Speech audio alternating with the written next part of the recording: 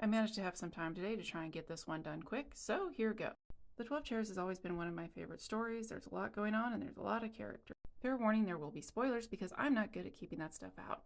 One of the things with American movies and stories that kind of gets old for me is that everything ends up with a happy ending and everyone gets what they want, yada yada yada. 12 Chairs is not like that. Basically, nobody gets what they want. So Father Fyodor's character is basically this idea of go big or go home. During Vorobyanov's mother-in-law's deathbed confession, Father Fyodor finds out that there's jewels sewed into the chairs of one of the dining room suites they used to have. After realizing there is a fortune to be had, Father Fyodor tells his wife that, hey, if I find this, we can make a whole new life for ourselves.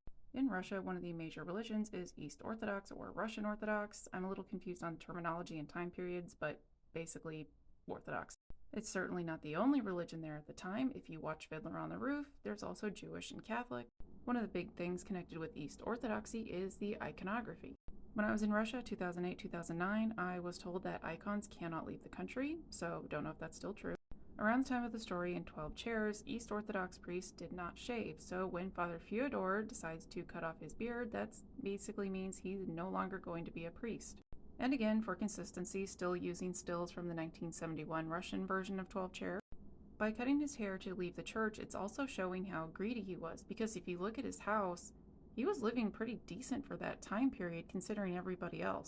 I think now the stance on like shaving or trimming your beard might be different in Russian Orthodoxy. I don't know, it just kind of depends.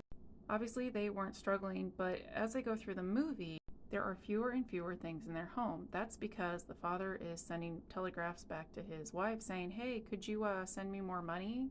To get this money, she has to sell off their possessions. So much so that when we near the end of the story, the only thing left for her to sell is her wedding ring. This is the last time we see her in the movie, so we don't know what happens to her after that. I think this is also the same in the book, but I can't remember off the top of my head. It's a visual representation of what he's willing to do in order to find this fortune.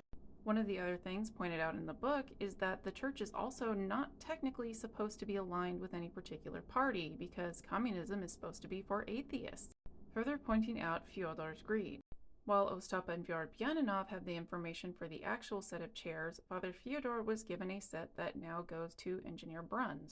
Not only does he track down Engineer Bruns and begs him for the chairs, he even follows them when they get reassigned in Kiev. The father continually harasses him and his wife until they basically give in and say, fine, just take the chairs, we don't care, leave us alone.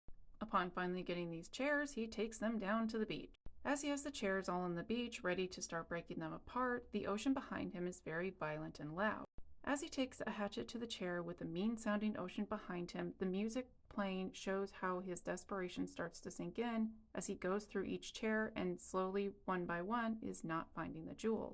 When the final chair is torn apart, we see the realization on his face that the jewels are not there, and at the same time, the ocean comes in and sweeps away all the debris, symbolizing that all the effort that he put into this is gone. He walks away from the ocean, realizing he's lost everything. Then later in his journeys, he happens to run into Vorobyanov and Ostap Bender again. When Father Fyodor sees them on the road, he has no money, he's tired, he's dehydrated, he's hungry, so he steals their food and climbs up the mountain, only to get stuck and he can't get down. Even though he managed to steal some food, it's not enough, so while he's up there high up in the mountain, he starts to hallucinate and essentially loses his mind. Eventually, he is rescued from the mountain and taken to a sanitarium. Just because you go big or go home does not mean that you will come back with anything. If you'd like to hear more about this story or any of the characters, feel free to comment.